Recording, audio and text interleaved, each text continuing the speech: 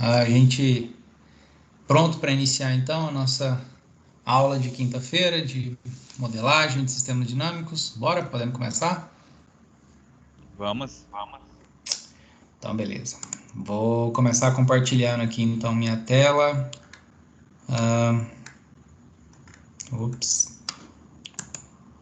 Só um minuto, Nilson, que eu perdi a aula aqui, peraí.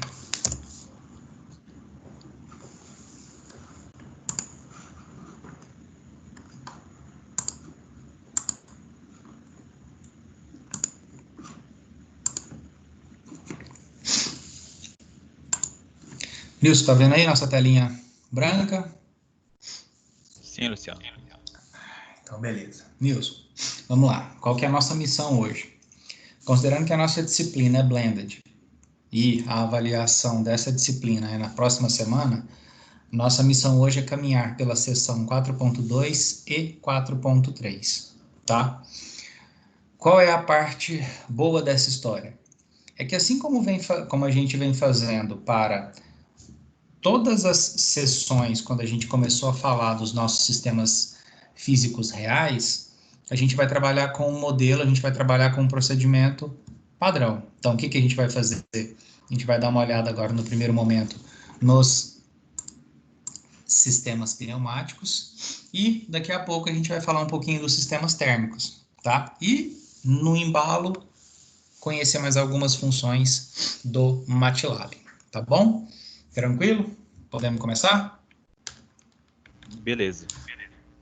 Bom, então, nosso objetivo aqui, assim como você pode verificar no slide da aula passada, é o mesmo da aula passada. Com qual diferença?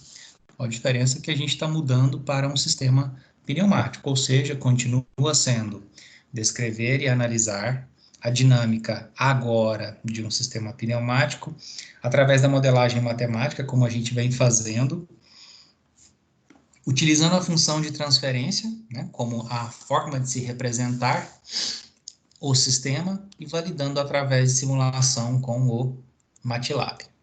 Beleza? Bom, então, para obtenção desse tal de sistema matemático, a gente descreve o comportamento do sistema. Baseado no quê? Baseado na sua lei que rege o comportamento físico. Para os sistemas hidráulicos, a gente viu que a lei que rege o seu comportamento é a lei de conservação da massa. Para os sistemas pneumáticos, também será a mesma lei de conservação da massa. Por quê? Porque, na verdade, lá a gente estava trabalhando com o fluido líquido no sistema hidráulico e agora no pneumático a gente está trabalhando também com o fluido, só que agora com o gasoso, certo? E aí, o que vai acontecer é que a nossa nova equação, a nossa nova lei de conservação da massa vai ser descrita dessa forma aqui, ó, onde a derivada da massa é igual a vazão mássica do gás. Lá, a gente estava trabalhando o tempo todo com vazão do fluido, vazão do líquido. Agora a gente vai trabalhar com vazão mássica do gás, vazão do gás, tá? Então, assim como nos sistemas hidráulicos, os pneumáticos também apresentam as mesmas propriedades que permitem sua descrição para as características dinâmicas, certo? Ou seja, de novo, a tal da resistência e capacitância. Portanto, toda aquela analogia que a gente fez entre resistência e capacitância hidráulica em relação aos circuitos elétricos, por exemplo, se mantém da mesma forma, tá? Então, a gente percebe que as coisas não são tão diferentes, quer dizer, fisicamente são completamente diferentes. Porém, quando a gente vai entender, quando a gente vai buscar o comportamento mecânico não, o comportamento desses sistemas, a gente observa que existe uma relação direta entre eles. Por isso a gente vive falando dessa questão da analogia entre esses elementos básicos. E, de novo, a gente tem aqui a tal da resistência. Só que agora a resistência é de sistemas de pressão. Por quê? Porque o tal do fluxo de gás, né, a tal da vazão de gás através de uma restrição ou a tal da denominada resistência é uma função da diferença de pressão. Então, o que que a gente está procurando? A gente está procurando o que caracteriza a tal da resistência de um sistema pneumático. A resistência é um elemento do sistema pneumático. Então, a gente está dizendo assim, olha, essa tal de resistência, ela está relacionada à variação da diferença de pressão com a variação do fluxo de gás. Então, a resistência é a divisão entre a variação da diferença de pressão pela variação no fluxo de gás. Portanto, a equação que rege o comportamento desse elemento, né, resistência de pressão, é a variação, por isso D ali de derivada, né, na diferença, por isso delta, diferença de pressão, e uma variação no fluxo de gás, por isso dQ, tá? Então, assim como a resistência elétrica é uma relação entre tensão e corrente, a resistência pneumática, a resistência de pressão, é uma relação entre variação de pressão, variação na diferença de pressão e variação do fluxo de gás. Beleza? E o que mais nos interessa aqui, Wilson? O que mais nos interessa nem é tanto, como a gente já vem dizendo, conhecer a fundo o comportamento de cada um desses sistemas pneumáticos ou cada uma das suas aplicações. Não. Nosso objetivo aqui é enxergar que, independente do tipo de sistema dinâmico, a gente consegue modelar ele. A gente vai conhecer os mais simples, mas os mais complexos também me permitem modelá-lo. Por que eu estou querendo modelar? Por que a gente usa essa palavra o tempo inteiro? Porque modelar um circuito significa conhecer o seu comportamento. Então, por mais que não seja os sistemas que a gente está acostumado a lidar, né, considerando a nossa área de formação, a nossa área de estudo, a gente está dizendo, olha, é possível de que forma? Por exemplo, é possível se eu conheço a característica da resistência de um sistema pneumático e se eu conheço a característica da capacitância de um sistema pneumático. E essa tal de capacitância relaciona a variação na quantidade de massa do gás, por isso dE, com a variação de pressão. Então, a gente observa, né, que aqui eu tenho pressão, e aqui vazão, fluxo, né? E aqui agora eu tenho massa e tenho pressão de novo, tá? E essa tal de capacitância, essa característica capacitância dos nossos sistemas pneumáticos, ela depende do tipo do processo de expansão do gás, tá? Ou seja, característica do próprio gás. Portanto, a gente já consegue enxergar que os componentes físicos, né, que compõem esse sistema pneumático são resistores e capacitores pneumáticos, né, resistências e capacitâncias. Assim como para os sistemas elétricos era resistor, capacitor, indutor, para os sistemas mecânicos era massa, mola, atrito viscoso e assim por diante. Aqui a gente está falando de resistores e capacitores pneumáticos. As variáveis ou as grandezas físicas normalmente utilizadas nesses tais sistemas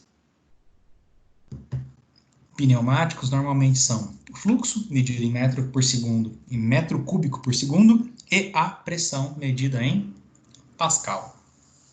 E aí, como a gente vem fazendo, né, aula a aula, a gente dá uma olhada no comportamento desse tal sistema em um exemplo. Então, o que a gente vai fazer? Dar uma olhadinha na modelagem matemática de um sisteminha pneumático e um sistema de pressão. Como assim?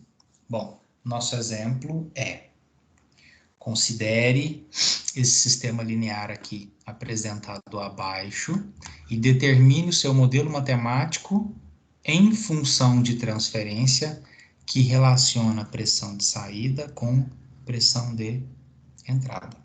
Bom, o que tem de interessante nessa imagem, né? Que é o que nos diz como é que a gente vai fazer essa análise. Bom, o que eu tenho aí? Eu tenho um determinado invólucro, um determinado recipiente que me permite armazenar gás, e eu tenho, consequentemente, né, esse recipiente possui uma certa capacitância, né, e eu tenho também uma certa resistência. O que é essa resistência? É um elemento que limita a passagem do gás, certo? Então, quando a gente olha para um circuito real como esse daqui, o que a gente está enxergando? A gente, na verdade, está enxergando que quero saber qual é o comportamento da minha variável pressão de saída PO em relação à minha entrada PI, ou seja, pressão de entrada. O que a gente está procurando? A função de transferência. Por que é tão importante saber qual que é a variável de saída e qual que é a variável de entrada? Porque esse é o conceito de uma função de transferência, certo? Então, a gente está em busca do quê? De PO em relação a PI. Quais são as variáveis envolvidas? As variáveis envolvidas são pressão de saída, pressão de entrada, resistência desse elemento que limita a passagem do gás e capacitância desse invólucro, certo?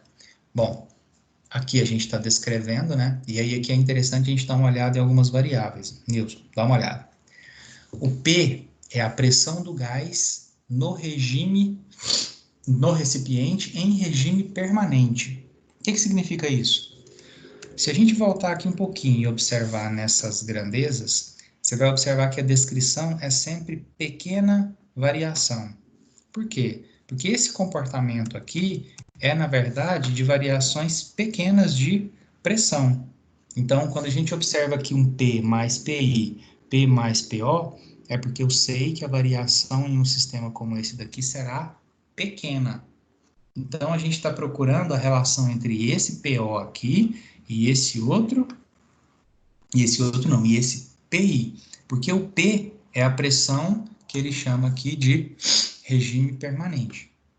O tal do PI, aí sim, essa é a pequena variação da pressão do gás no fluxo de entrada. Que a montante da resistência, quem que é a resistência? Esse elemento aqui. O que é a montante? Antes da resistência, provocará uma vazão mássica para o interior do recipiente. Quem que é a vazão? Q. Produzindo o quê?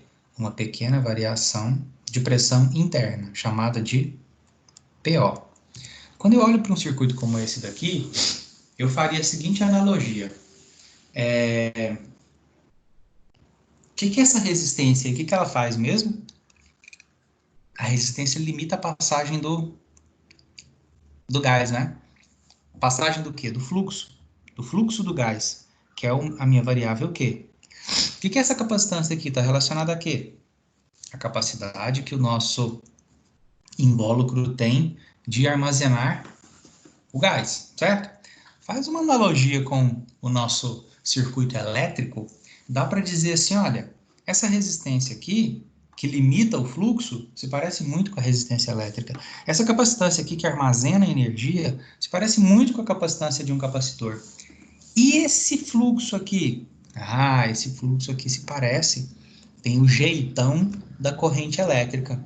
Ah, mas e a pressão? A pressão seria, por exemplo, a tensão constante de uma fonte. Ah, e o que seria essa pressão de saída?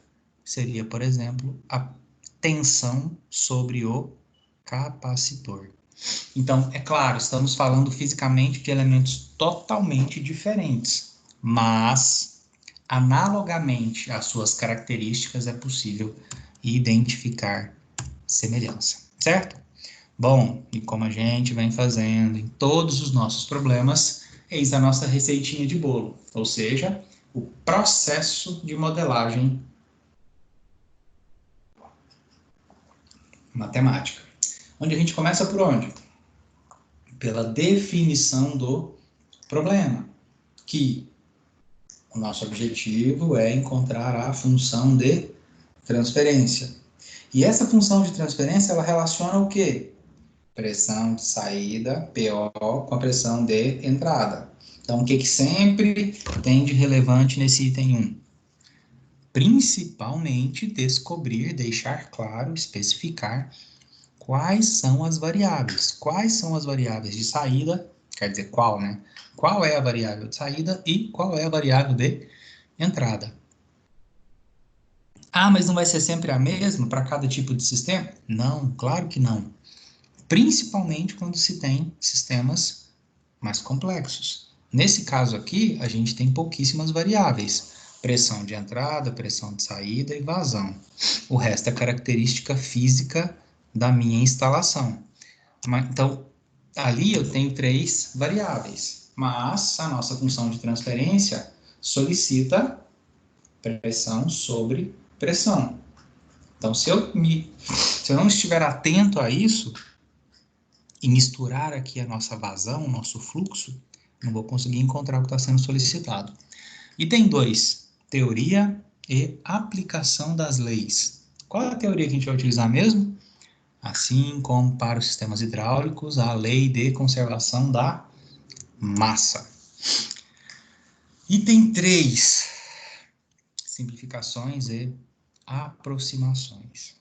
Então, assim como a gente vem fazendo para todos os nossos sistemas reais, e sempre iremos fazer dentro da engenharia, volto a repetir, Nilson, engenharia não é uma ciência exata, é engenharia. A gente faz diversas simplificações e aproximações para que se torne possível, para que se torne viável fazer uma análise, um modelamento matemático como esse. Nesse caso aqui, quais são as simplificações e aproximações? Por exemplo, a gente vai considerar que a temperatura é uniforme e constante, porque a gente sabe que variação de temperatura sobre um gás altera as suas características. Então, a gente vai considerar que ela é uniforme e constante. Pode ser que seja? Ah, pode até ser, mas é muito provável que em algum momento, em algum local do meu espaço, a temperatura não seja uniforme, não tenha o mesmo valor. Mas eu preciso considerar isso para que eu consiga fazer a análise. Vamos considerar também que as resistências fluídicas são constantes e lineares, ou seja, qualquer tanque tem o seu valor geométrico constante. Eu não considero que esse tanque vá sofrer deformações com a pressão. Considero que a pressão atmosférica é constante, que os efeitos de inércia do fluido são desprezíveis e assim por diante, tá? Então, de novo, assim como a gente fez para todos os nossos sistemas reais, a gente faz aqui algumas considerações, algumas simplificações e aproximações para fazer a análise, certo? Bom, e por fim, a gente chega à parte mais divertida, é claro.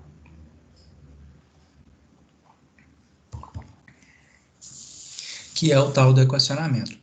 Nilson, essas minhas paradas, tá? É só para eu poder beber água, tá? Minha garganta já não tá muito boa, então se eu não beber água, não vai, né? Não vou conseguir chegar até o final, tá bom? Tranquilo. O que a gente tem aqui, então? Qual é o nosso ponto de partida para os nossos equacionamentos? Ó, o que a gente tem que ter sempre em mente, Nilson? Se a minha função de transferência estabelece que eu quero relacionar pressão de saída com pressão de entrada, eu preciso utilizar equações que contenham essas variáveis. E se no meu sistema eu tenho resistência e capacitância, o que eu vou fazer? vou utilizar as equações que relacionam essa tal de resistência, essa tal de capacitância com o quê? Com a pressão de entrada, com pressão de saída, certo? Então, de cara, se eu sei que tem resistência, eu vou trazer para cá a equação de resistência. Bom, para pequenos valores de P e PO, a resistência se torna constante. Quando eu falo que a resistência se torna constante, a derivada deixa de existir, digamos assim. O que passa a existir? Simplesmente a diferença entre as pressões. Quais pressões? O que é esse ΔP aqui?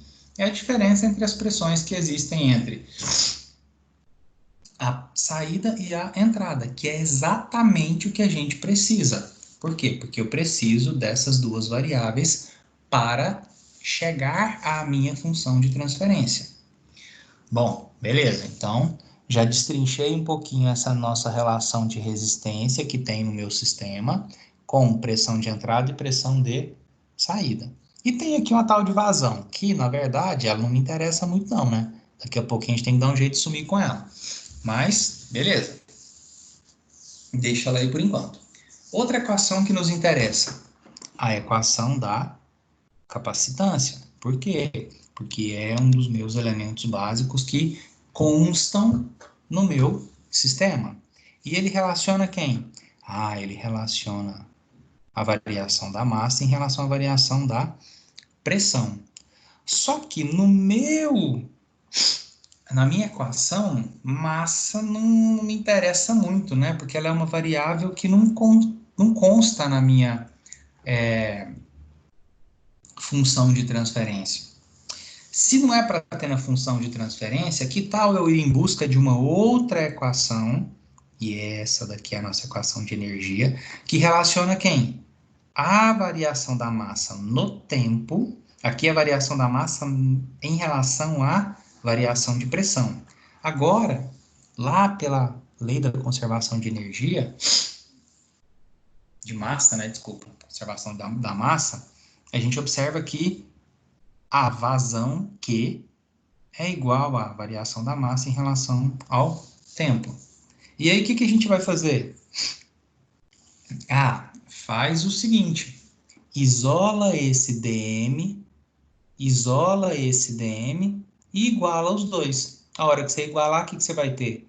Capacitância vezes a variação da pressão.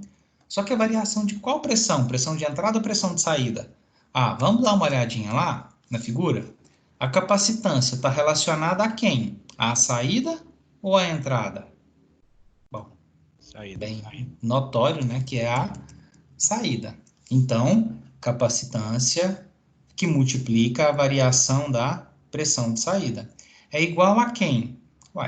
Né? dm é igual a vazão vezes dt.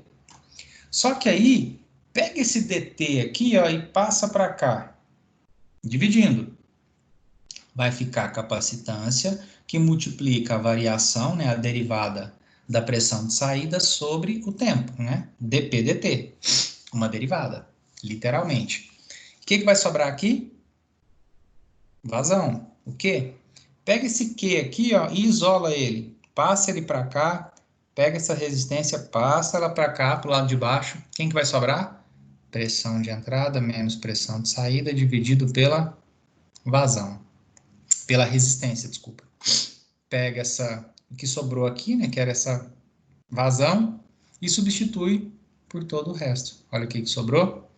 Bom, agora vamos analisar essa equação, e ver se ela nos interessa. Dá uma olhada. Quantas variáveis eu tenho aí? O que você acha? Variáveis. O que são variáveis? São grandezas que variam com o tempo. Quantas a gente tem? Somente duas. Pressão de entrada e pressão de saída. Isso aqui é pressão de saída, só que aqui é uma variação, é uma derivada. Porque capacitância e resistência são constantes, porque são características do sistema, certo? Então, eis que a gente conseguiu encontrar uma equação que relaciona resistência, capacitância e as grandezas de interesse, pressão de saída e pressão de entrada, e essa equação era exatamente a que a gente estava procurando. Eu, com toda sinceridade, não sei porquê, mas eu engoli um slide, que foi exatamente o slide onde a gente transforma essa equação numa função de transferência. Daqui a pouco esse slide vai aparecer lá na frente. Esse slide não, essa função de transferência, tá? Mas o nosso grande objetivo é sair desta equação diferencial, né? Tem uma derivada aqui, em busca de uma função de transferência, ou seja, aplico a transformada de Laplace e isolo PO em relação a PI, tá bom? Daqui a pouquinho eu te mostro essa função de transferência. Assim como outros sistemas, elétrico, por exemplo, mecânico, a gente tem uma tal de constante de tempo. E essa tal de constante de tempo é ela que caracteriza se um sistema é de primeira ordem. Quer dizer, ela é uma consequência disso, né? Me desculpa. Nesse caso aqui, esse sistema ele é de primeira ordem. Por que esse sistema é de primeira ordem? Quantas derivadas eu tenho aqui? Uma. Por quê? Quantos elementos armazenadores de energia eu tenho? Um. É só olhar para esse sistema. Quem que armazena energia aqui? Resistência armazena energia? Não. Mas o meu recipiente armazena? Sim, armazena o próprio gás. Portanto, nosso sistema, modelado por essa equação diferencial, é de primeira ordem, cuja sua função de transferência, que é de primeira ordem, gera uma constante de tempo igual a resistência vezes capacitância. E o que significa? Qual que é a dessa constante de tempo? Ela me traz uma característica da resposta. Daqui a pouquinho a gente enxerga isso, porque agora a gente vai botar para funcionar. A gente vai pegar esse nosso sisteminha aí e simular. Ah, mas como é que a gente faz isso? Bom, hoje o que a gente faz em relação à simulação de sistemas dinâmicos é utilizando software. No nosso caso, utilizaremos o MATLAB. Ah, por que você está falando que é no nosso caso? Porque existem outros softwares de simulação, como o Octave, como o Scilab, mas o mais conhecido, o clássico, né? E o mais caro também é o MATLAB, que a gente pode programar, como a gente vem fazendo, né? Ou por linhas de código, né? Por script, por comandos de instrução, ou via diagramação gráfica, através do tal do Simulink, tá bom? Só que nesse exemplo, a gente vai aprender mais um pouquinho sobre esse MATLAB. O que é esse aprender mais um pouquinho? É que a gente vai dar uma misturada nessas duas formas de se programar, nessas duas formas de se simular comportamento de sistemas. Quais duas formas? Linhas de código e Simulink. Por quê? O que a gente vai fazer? Porque, na verdade, a gente vai simular um modelo, a gente vai simular esse nosso sistema por linhas de código, mas a partir de um modelo construído no Simulink. E aí a gente vai precisar de uma funçãozinha específica chamada de sim. Vamos ver como é que isso funciona. O que a gente vai fazer? A gente vai pegar o mesmo sisteminha real, ou seja, o nosso sisteminha descrito por uma resistência que controla o fluxo de gás para dentro de um determinado recipiente com uma capacitância C, e utilizando a sua função de transferência, que agora eu vou mostrar qual é, e uma resistência igual a 1 e uma capacitância igual a 1, a gente quer saber qual vai ser o comportamento, qual vai ser a resposta desta pressão. Bom, Como a gente disse, a gente vai implementar a simulação através de linhas de código, mas eu vou utilizar como base um diagrama de blocos construído dentro do Simulink. Bom, a função de transferência que eu fiquei devendo lá, Nilson, era essa daqui, ó. A hora que a gente isolar PO em relação a PI no domínio da frequência, eu tenho que PO dividido por PI é igual a 1 sobre RCS mais 1. Então, lembra que a gente falou lá que era uma função de primeira ordem? Pois é, porque quantos S eu tenho aqui no denominador? Um só, somente S elevado a 1. Então, ele é de primeira ordem. Bom, voltando aqui para a nossa simulação, o que a gente vai fazer? Eu vou montar com 3 bloquinhos o seguinte sistema. O meu bloco do meio é a própria função de transferência. O que eu tenho aqui na entrada? A minha pressão de entrada. Representada por qual sinal? O degrau unitário. Então, isso aqui é um sinal degrau unitário representado, né, utilizando um diagrama de blocos. E aqui a gente utiliza uma função para visualizar o comportamento deste gráfico, tá? Ou seja, na saída da minha função de transferência, eu tenho a pressão de saída, minha variável de saída. Só que a gente não vai simular diretamente este diagrama de blocos para ver o que vai acontecer aqui. O que a gente vai fazer? A gente vai utilizar essa tal de função sim, que é sim de Simulink, para escrever e implementar um script para aí sim simular esta aplicação. E eu vou dizer por quê. Dá uma olhada aqui no como é que seriam as linhas de código. O que ele está dizendo aí? Está dizendo assim, olha, eu quero não só resistência hidráulica pneumática igual a 1 e capacitância igual a 1, mas eu quero que a capacitância mude de 1 para 2. Então, primeiro, vou colocar um for aqui, ó. Ou seja, para a capacitância igual a 1 e 2, eu quero utilizar esta minha função aqui, ó. Tá vendo esse cis pneu ordem 1? Essa minha função sim é isso aqui, ó.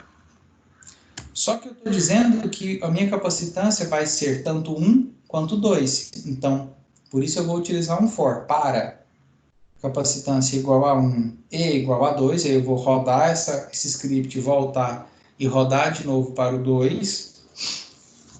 Eu quero executar essa função em diagrama de blocos e quero plotar, ou seja, levar para dentro de um gráfico tempo de saída e potência de saída. E além disso... Oi? Aí, Sim. no caso, vai poder usar o 1 ou o 2? Tipo assim, você escolhe? Eu não entendi muito, não, a capacitância 1 ou 2. Tá, peraí. Você lembra lá da programação em linguagem estruturada? Lá de algoritmo e programação? Sim. Era mais ou menos assim, ó. Quando você usa a função for, é porque ele vai criar um looping. Lembra da história do looping? Ele executa essa sequência, quando ele chega aqui no final, ele volta para o começo. Se tiver mais alguma coisa para ele executar, ele faz de novo. Então, o que ele está dizendo com esse C igual a 1, 2.2? É que ele vai executar essa sequência aqui para o C igual a 1, aí o PI igual a 1, executa a função sim para C igual a 1, para o R igual a 1, plota num gráfico, mantém o gráfico lá na figura, aí ele soma esse R aqui, ó, mais 1. Significa que o R vai virar quanto? 2. Aí ele chega no end, ele volta de novo. Por quê? Porque ele sabe que ele quer para calcular quem? Capacitância igual a 2. Que vai gerar um outro gráfico, porque eu estou mudando a capacitância de 1 para 2. Então, essa função sim executa de novo isso daqui, tanto para C igual a 2, quanto para resistência igual a 2. E aí, como ele utilizou essa função hold on, que permite que os dois gráficos fiquem na mesma janela, vou te adiantar. Olha o que acontece.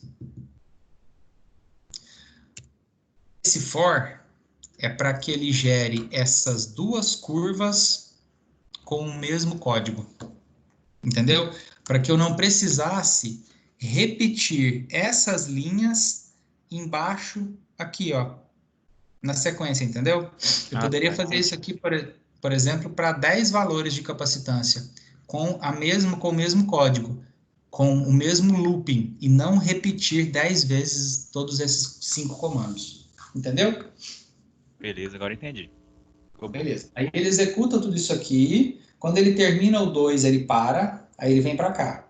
O que é o X-label e Y-label? Bom, eu vou dar nomes, né, aos nossos eixos, tempos e amplitude. Tile, eu escrevo o título. E a legenda, eu escrevo a informação para cada curva. Então, a gente já disse isso, né? São informações que complementam o nosso gráfico, mas são de extrema importância para a leitura do gráfico. E essa é a resposta. O título dos eixos e as duas curvas. E aqui a nossa legenda, para dizer assim, para R igual a 1 e C igual a 1, eu tenho essa curva. Para R igual a 2 e C igual a 2, eu tenho essa outra curva aqui. Aí eu te pergunto, aqui não está dando para ver porque as curvas estão preto e branco. Mas, se a gente voltar aqui, ó, e olhar para a característica dessa constante de tempo, qual você acha que é a curva do R1 e qual que é a curva do R2?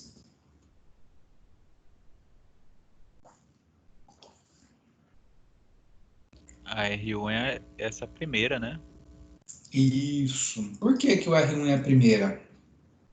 Porque a constante de tempo é exatamente o tempo que a minha curva gasta para chegar à estabilidade.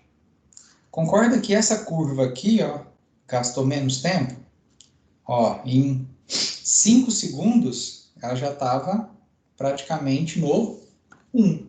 Enquanto que essa outra curva aqui, ó, gastou 20 segundos. Então, a constante de tempo do R2C2, que é igual a 2 vezes 2, ou seja, 4, é 4 vezes maior do que a constante de tempo da primeira curva, cujo tempo era 5, tá? Então, a gente observa que, ao dobrar os valores dos parâmetros R e C, a gente aumenta o tempo de assentamento do sistema, ou seja, a gente aumenta a constante de tempo do nosso sistema, certo? Lembrando que ele é um sisteminha de primeira ordem, beleza? Então, o que a gente fez nesse programinha aqui? A gente usou tanto diagrama de blocos quanto códigos para gerar a nossa curva de resposta, tá bom? Era essa a novidade sobre o MATLAB da nossa aula de hoje, tá? Bom, então, a simulação em modelo matemático, né? Quando eu utilizo o Simulink simulado em linhas de código, é útil principalmente quando eu tenho sistemas grandes e complexos. Por quê? Porque à medida que eu aumento a quantidade de parâmetros ou de variáveis que precisam ser alterados, se eu coloco, por exemplo, um looping como esse daqui, eu não preciso ficar repetindo as linhas de código. Certo? Então, né, para não alterar cada valor do parâmetro do diagrama de blocos e ficar refazendo, a gente pode construir um único diagrama de bloco e, então, simular em linhas de código, alterando os seus valores através daquele looping do for. Certo? Nilson, tranquilo? Tranquilo. Beleza. Luciano, esse sistema aí, Tá escutando? Sim, sim, pode falar. Ele é usado muito na engenharia de... Como que é? De automação e controle, essas coisas que eu tava vendo uns estudos lá e parece que usa muito, né, esse sistema. Sistemas Mecatrônica, pneumáticos. coisa. Isso. Ó, é porque não é escopo do nosso assunto, cara. Mas, quando a gente olha para esse conjunto de sistemas daqui, ó, sistema hidráulico, sistema pneumático, o próprio sistema elétrico envolvendo o eletrônico, são sistemas extremamente utilizados dentro da indústria. Principalmente, não é nem principalmente, né? Qualquer indústria, a que me vem sempre à mente, indústria automobilística, onde você tem uma série de equipamentos robóticos, onde você utiliza aos montes sistemas pneumáticos, sistemas hidráulicos, circuitos e sistemas eletroeletrônicos. Então, assim, se te interessa, né, digamos assim, essa parte industrial de controle, a disciplina de teoria de controle moderno, que eu não sei se você já fez, que seria a sequência dessa daqui, aí sim, ela vai utilizar essas ferramentas matemáticas, essas análises que a gente fez aqui, e cair dentro, digamos assim, das aplicações. E aí sim fazer análise desses tais sistemas. Aqui a gente está conhecendo, aqui a gente está sendo apresentado mas a gente ainda não está, digamos assim, estabelecendo grandes vínculos, grandes relacionamentos, entendeu? Mas você está certíssimo, é isso mesmo, tá? Beleza, certinho. Bom, vou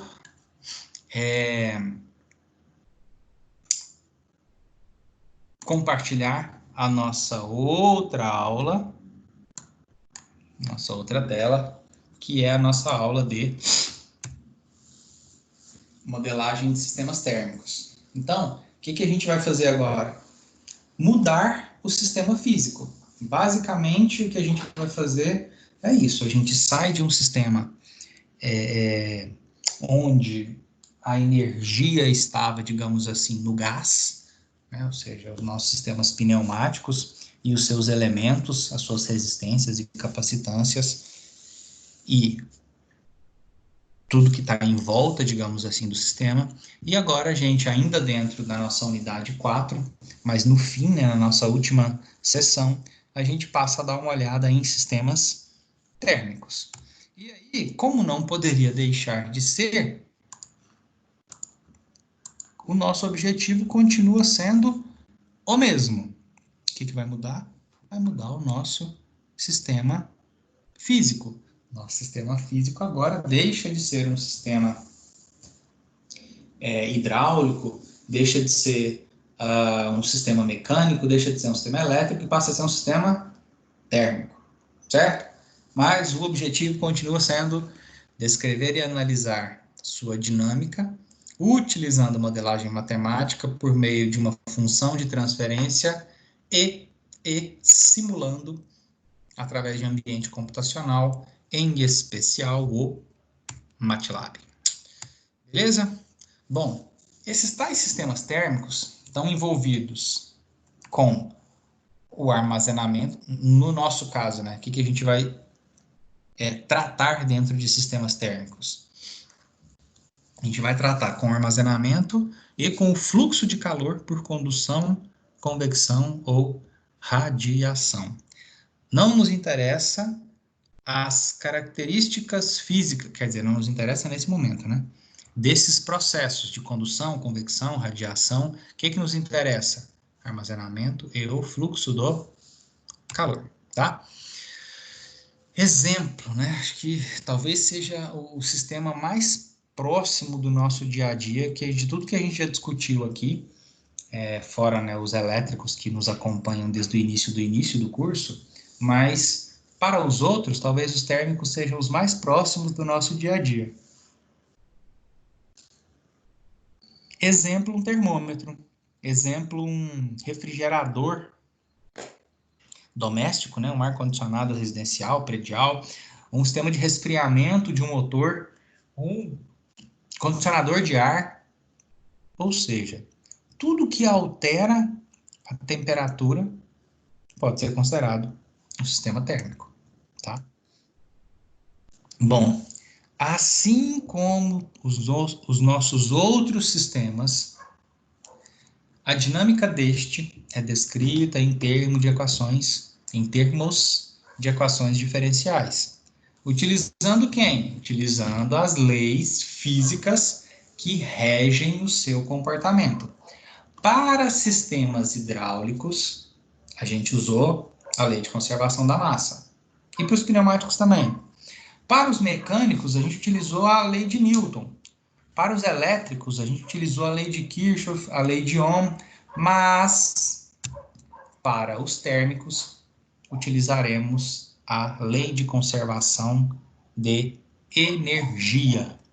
É essa lei fundamental que vai nos ajudar a descrever o comportamento de um sistema térmico, tá? É uma lei ligada diretamente às leis da termodinâmica, que envolve grandezas como energia interna, entalpia, trabalho, mas a gente não vai se divertir com tudo isso daí não, tá bom? Muita calma nessa hora, tá? Na verdade, a gente vai dar uma simplificada e uma linearizada nestes sistemas. Por quê? Porque o nosso foco aqui é em sistemas que não trocam trabalho, não sofrem mudança de fases, nem reações químicas e que não apresentam movimentação de massa de fluido. Ou seja, lembra daquela história da simplificação e da aproximação? Então, a gente vai fazer isso para selecionar o que a gente vai estudar. Ou seja, a gente vai dar uma simplificada no que a gente vai estudar, focar em uma direção única. Portanto, essa tal de lei de conservação de energia, nesse nosso caso, fica restrita à transferência de calor e variações de temperatura de um sistema com massa fixa. O que a gente está fazendo aqui então, Nilson?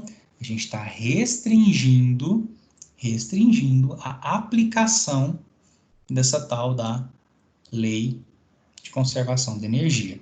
Então, para a gente, o que nos interessa é apenas transferência de calor e variação de temperatura. Uma variação de temperatura, inclusive, com massa constante. Porque poderia ser diferente? Sim. Dá para fazer? Dá. Mas é mais complicado, é mais complexo, dá mais trabalho e não cabe dentro do nosso escopo. Portanto, a gente pode afirmar que essa tal lei de conservação de energia diz que a quantidade total de energia de um sistema isolado permanece constante. Que a gente pode dizer que a taxa transportada de energia para dentro de um volume de controle, ou seja, um volume fechado, algo estanque, em um determinado instante t, é igual à taxa de variação de energia dentro desse volume de controle no mesmo instante t. A historinha da conservação da energia, certo? Bom, mas, a gente precisa diferenciar 3 modos de calor, ou tal da energia térmica, né? Entre condução, convecção e radiação, porque isso vai influenciar na característica das nossas equações. Na verdade, aqui, a gente vai utilizar apenas condução e convecção. Por quê? Porque a transferência de calor por radiação só é significativa se a temperatura do emissor for muito alta comparado ao do receptor. Como por radiação não é, dentro das nossas análises, a gente vai trabalhar com quem? Condução e convecção. Portanto, na transferência de calor, tanto por condução quanto por convecção, o fluxo de calor Q, e aí lembra que lá o Q representava vazão do gás? Pois é, aqui lá também era chamado de fluxo gasoso, fluxo do gás. Fluxo fluxo do gás, aqui o nosso fluxo é de calor. Como continua sendo fluxo, a gente acaba utilizando a mesma letra Q. Então, o tal do fluxo de calor é igual a K, que multiplica uma variação de temperatura. Então, para começar, ΔT é uma diferença de temperatura. Temperatura inicial e temperatura inicial. Medido em Kelvin. E o K, que não tem nada a ver com o Kelvin, é um coeficiente de proporcionalidade. Então, K é um coeficiente de proporcionalidade que é calculado. Então, esse coeficiente de proporcionalidade aí não é constante. Ele é calculado de acordo com o quê? Se for condução, K é igual a K, aí esse K minúsculo aqui, esse sim, é uma constante. É a condutividade térmica do material. Depende da característica térmica do material. Vezes o A, que é a área normal de fluxo de calor, dividido por ΔX, que é a espessura do condutor, já que não é uma transferência de calor por condução. Já se for por convecção, K é igual a H, que é o coeficiente de transferência de calor por convecção, isso aqui de novo é constante, vezes a área, que é a área normal do fluxo de calor.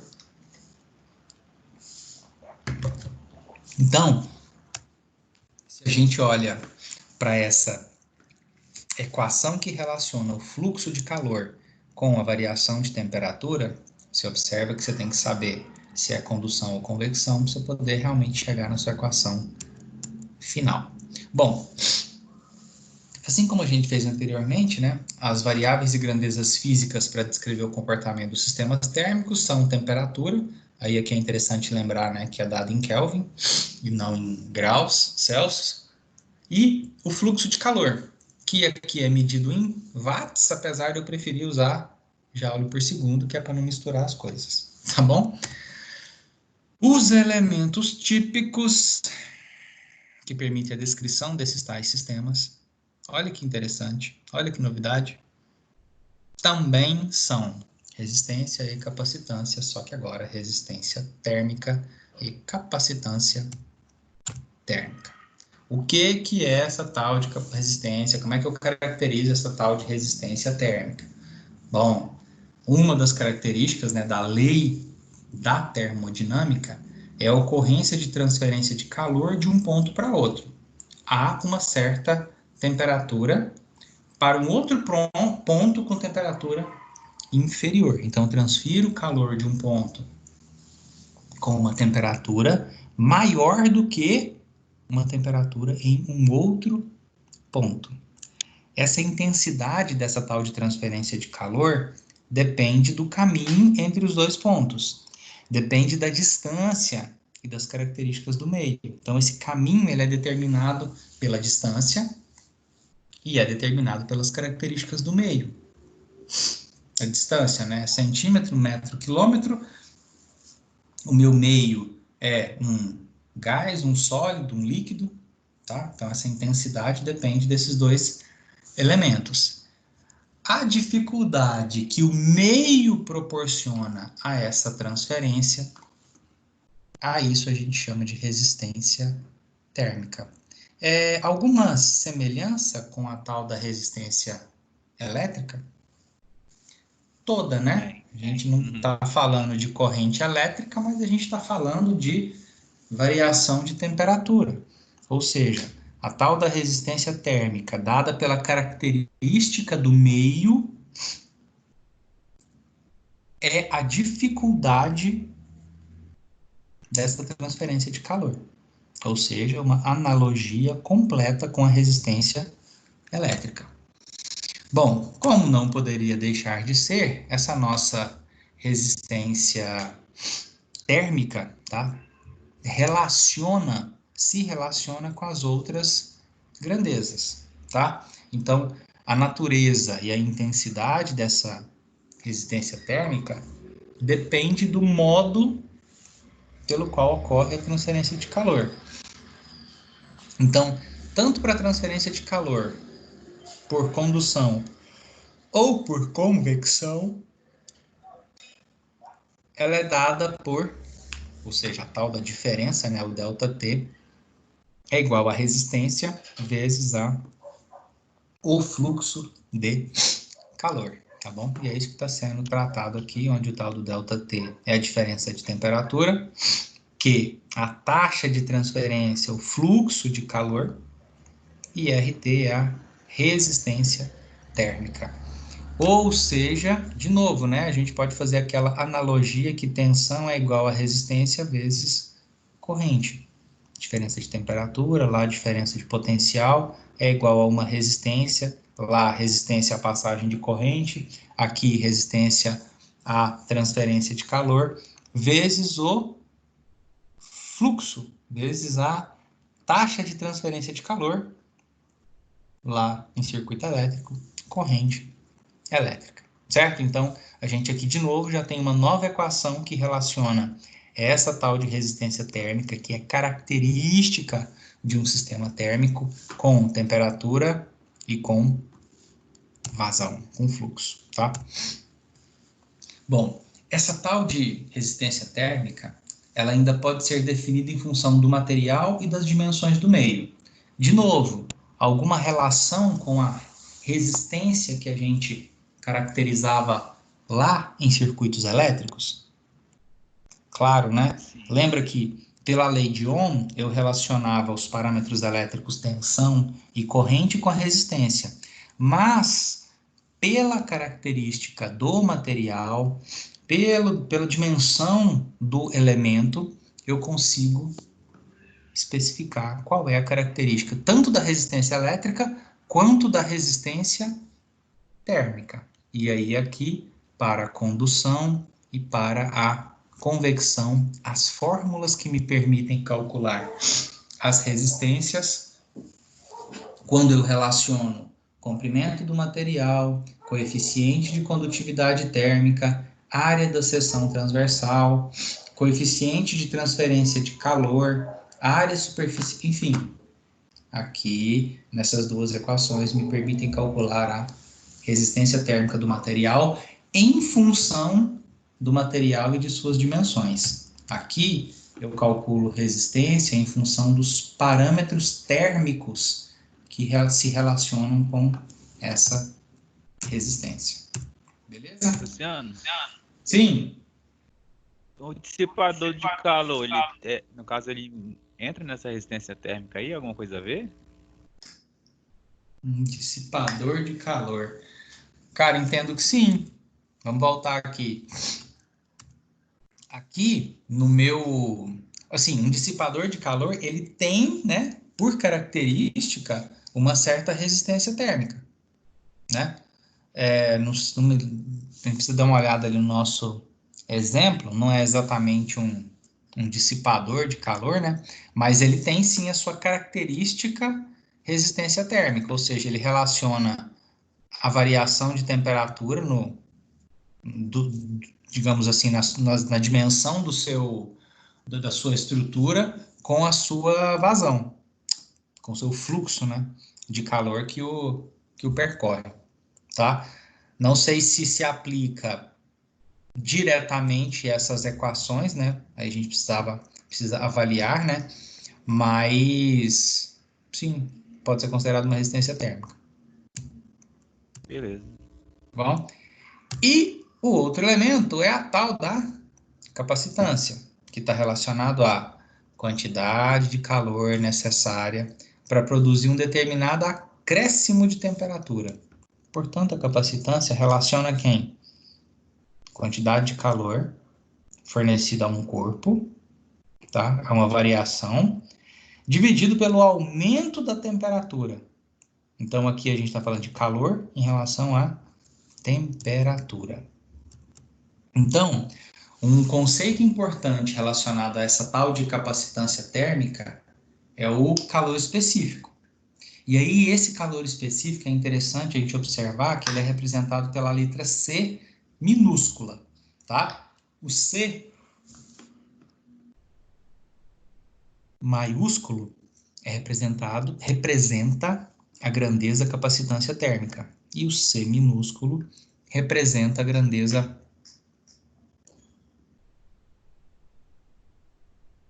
calor específico, tá bom? Bom, essa tal de grandeza, esse tal de calor específico, corresponde à quantidade de calor necessário para elevar em 1 grau Celsius a temperatura de uma unidade de massa desse corpo. Portanto, a uma determinada temperatura, uma dada temperatura T, o calor específico de um corpo é a variação de ΔQ, né, do corpo, dividido pela massa vezes a variação de temperatura. Como isso daqui, ó, é exatamente a capacitância, né, ΔQ sobre ΔT, a gente diz que o calor específico é igual à capacitância dividido pela massa desse corpo, tá bom? Então, calor específico é a capacitância dividido pela massa. Assim, a gente pode reescrever capacitância em função da massa vezes calor específico. E aí, quando a gente rearranja essas nossas equações anteriores aqui, essa e essa daqui, é isso que a gente chega numa variação da quantidade de calor, que é igual a massa vezes o calor específico, vezes a variação de temperatura, que é igual a capacitância, vezes a variação de temperatura também, tá bom? Então, a gente está só rearranjando as equações, as duas equações anteriores. Para quê? Porque a gente precisa dessas equações que relacionam os seus elementos básicos para modelar o nosso sistema. Tudo com foco no modelamento. Então, se a gente considerar um determinado intervalo ΔT e trouxer, né, esse ΔT, dt para cá, esse dt para cá, olha o que é onde a gente chega. Que dq dt é igual a capacitância vezes dt dt. Lembrando que isso aqui é variação de temperatura, tá? O tempo está aqui. Aqui, calor. Então, sabendo que a quantidade de calor no tempo é um fluxo, que isso daqui é igual ao próprio fluxo, o fluxo é igual a capacitância vezes a variação da temperatura no tempo. O que a gente está fazendo até agora? Dando uma ajeitada em umas equações que vão ser úteis para a gente daqui a pouquinho, tá? Então, algumas conclusões. Vamos lá.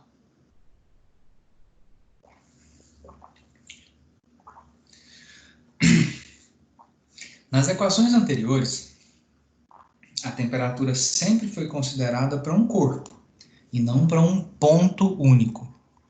Tá? A gente estava sempre considerando um corpo. No entanto, a gente está admitindo que essa temperatura é uniforme, né?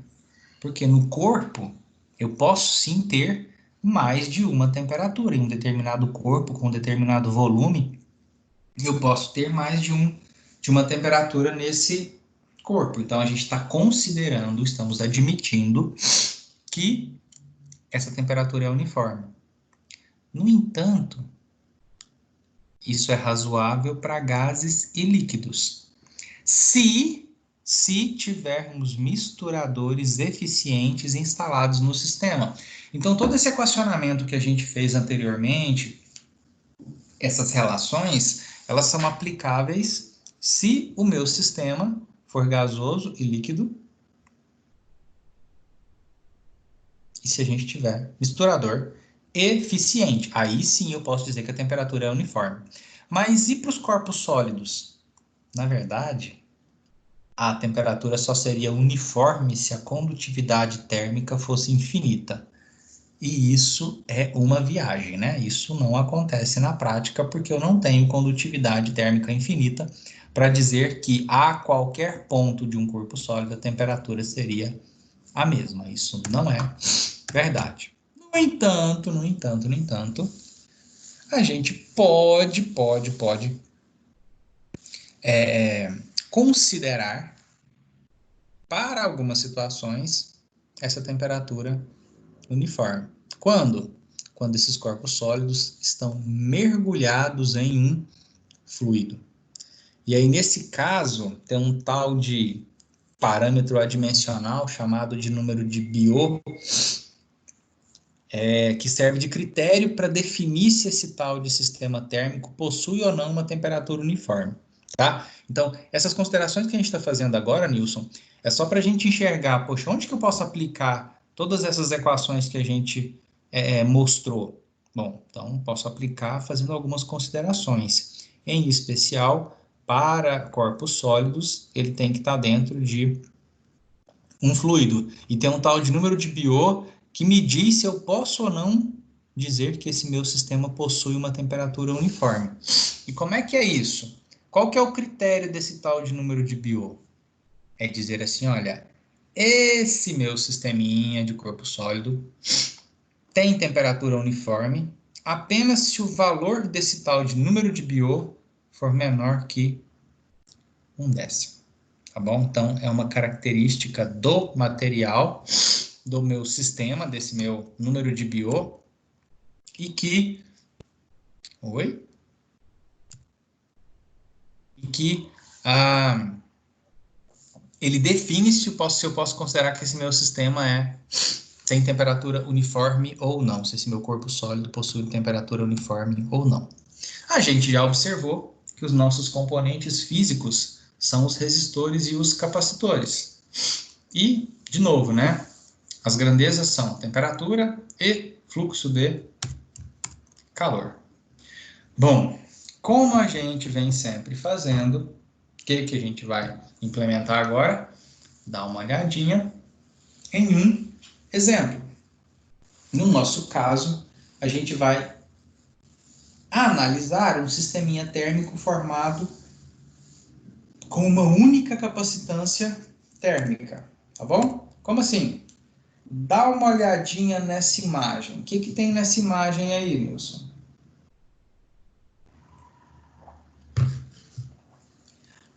A gente vai se divertir agora com dois corpos, dois materiais diferentes, com temperaturas diferentes, e saber como é que eu modelo, como é que eu analiso a variação de temperatura de um em relação ao outro, já que existe uma determinada taxa de transmissão de calor. Então, o que é o nosso exemplo? Para o sistema da figura abaixo, quero saber, através do modelo matemático, a função de transferência que relaciona a temperatura do corpo 1, ou seja, T0, com a temperatura do corpo A, TI. Sabendo que a taxa de transmissão de calor, que é esse Q1 aqui, ó, tá vendo a setinha? Tá vendo a curvinha aqui? Tá dizendo, olha, esse carinha aqui tá transferindo calor para esse daqui. Então, se eu considero que existe um tal de Q1, como é que essa temperatura T0 aqui, a TO, se comporta em relação a TI, que é a temperatura inicial? É isso que ele quer saber. Como que a gente vai fazer? De novo com a nossa receitinha de bolo. Tá bom? Começando por onde? Definição do nosso problema. De novo, obtenção da função de transferência relacionando, ou seja, dividindo temperatura de saída com temperatura de entrada. Qual que é a temperatura de saída? Temperatura no corpo 1, porque eu estou transferindo energia, eu estou transferindo calor do corpo A para o corpo 1. Então, TI é a temperatura de entrada, TO, temperatura de saída. Então, o que é a minha função de transferência? TO sobre TI. É isso que a gente está procurando. E qual que vai ser a lei que utilizaremos? A lei de conservação da energia. E, de novo, uma lista de simplificações e aproximações, certo? Transferência de calor considerada unidimensional, temperaturas consideradas uniformes, resistências e capacitância, enfim. E aí toda aquela missa que a gente reza, tá bom? Bom, Beleza. e aí a gente parte para o nosso equacionamento. No nosso equacionamento, a gente começa por onde? A gente começa por onde a gente já conhece, né? Essa daqui não é aquela nossa equação da capacitância que relaciona fluxo, que eu tenho, com capacitância, que eu também tenho, e variação de temperatura. E o que é isso aqui? É a outra equação de resistência. Variação de temperatura igual a resistência vezes fluxo de calor. Isolo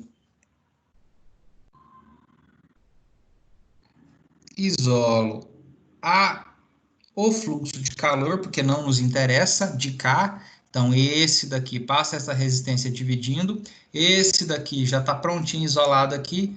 Essa parte da minha equação é exatamente essa daqui.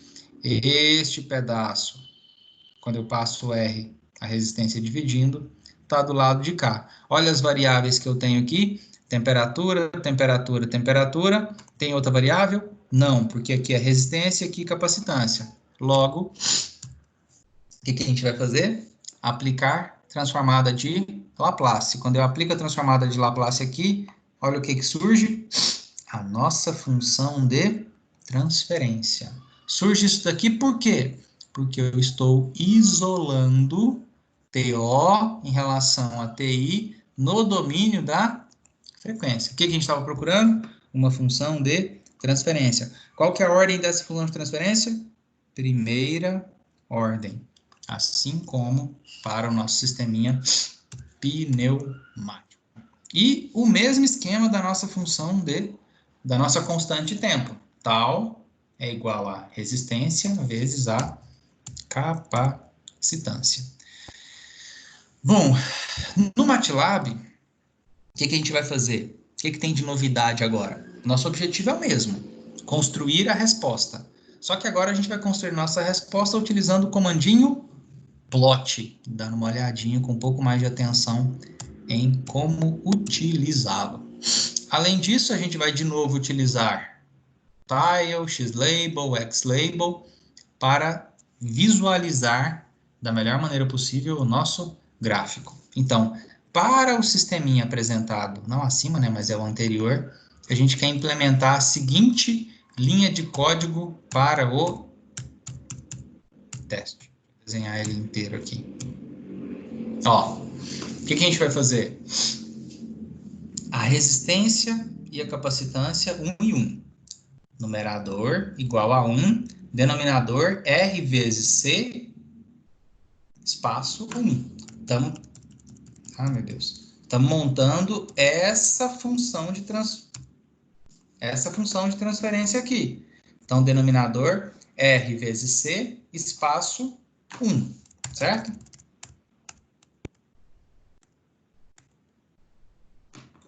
Jogo a minha função de transferência para dentro da variável cis. E aí, aplico o meu degrau unitário e jogo as informações para uma variável y e para uma variável t. O que é y e o que é t? Para construir um gráfico, eu não preciso de um conjunto de pontos no eixo x e um conjunto de pontos no eixo y? Pois é, no eixo x é o t, no eixo y é o tal do y. E eu faço a mesma coisa para a função impulso. Uso a minha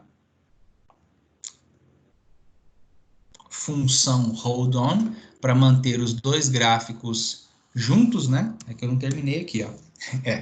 Uso o figure para criar a janela e olha que legal. Uso a função plot. Eu quero plotar o quê? Os pontos do meu vetor t, os pontos associados do meu vetor y, e como é que eu vou representar isso daqui? Eu vou representar utilizando traços. Mas eu quero também plotar a minha resposta ao impulso. Mas eu quero utilizar agora asterisco. M asterisco. De TI e YI, que vieram daqui. Tempos e amplitude nos eixos. O título, resposta, sistemas térmico de ordem 1, e na legenda, degrau, porque primeiro é o degrau, e impulso, porque depois eu gerei um impulso. Olha o resultado. Esse é o nosso gráfico. O que tem nesse gráfico? Uma resposta ao degrau representada por aquele traço que eu disse que era para representar, e uma resposta ao impulso representada pelos pelos asteriscos. É que o texto está aqui, ó, tá? Então, se a gente considerar valores unitários, né, para resistência e capacitância, e adotar a temperatura de entrada como um comportamento degrau, que foi o que a gente fez aqui, né? Temperatura degrau,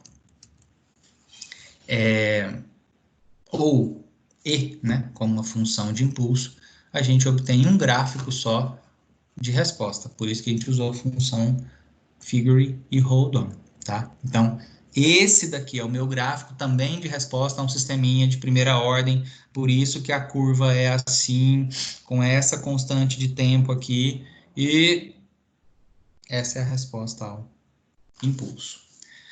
Beleza, Nilson? Tranquilo? Beleza. Nesse asterisco ficou ao contrário a curva, né? É porque é uma resposta ao impulso.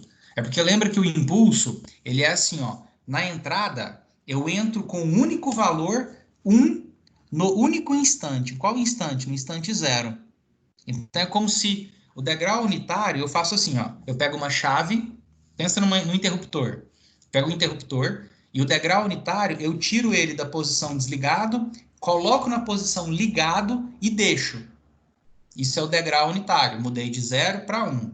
Sabe o que é o impulso? É só uma chaveada. Você está no 0, muda para o 1 e instantaneamente volta para o 0 de novo. Aí a resposta, por isso, né, o nome do gráfico, é isso aqui. Instantaneamente eu mudei de 0 para 1 e o meu sistema reage desse jeito aqui, ó. Ele tende a cair de novo para 0. Só que por que não é instantaneamente? Porque eu armazenei um pouquinho de energia lá na capacitância. Entendeu? Ah, tá. Beleza, entendi. Beleza? Beleza. Então tá bom. Nilson, ó, a gente, né, fechou aí os nossos conteúdos. Vou ter que encerrar a nossa aula rapidamente, porque já são 8h28 e eu preciso começar a outra 8h30 agora. Vou postar mais tarde esse vídeo e as atividades. As atividades que eu vou postar hoje não valem como atividade avaliativa, mas eu recomendo que você faça para se preparar para a prova. É uma avaliação blended, não sou eu que elaboro, é aquela avaliação que vem de São Paulo, e eu ainda nem sei como é que ela vai ser aplicada, mas sei que vai ser semana que vem, tá bom? A professora Lilian deve Luciano, avisar a todos vocês. Oi. tem que ver porque eu não tô matriculado na Blended, não. Tô matriculado na de segunda. Tem que lembrar Ah, disso, é? hein? Tá, Isso. então aí essa outra aí, eu vou depois avisar como que vai ser, mas o quando vai ser na outra semana, então você tem uma semana inteirinha aí para estudar, tá bom? Ela vai ser na Beleza, outra mas segunda-feira. quinta-feira que vem, como é que vai ser? Você vai informar sobre a aula? Como é que é? Sim, sim. Aula normal, a gente faz aula de semana Aula que vem, normal, né? faz exercício, enfim, se diverte. Ah, Tá tá. bom? Beleza. Certinho. Beleza? Então tá bom. Nilson, ó, Beleza. agradeço aí a atenção, muito boa noite e até semana que vem, tá bom? Luciano. Valeu. Boa noite. Falou, até mais, cara.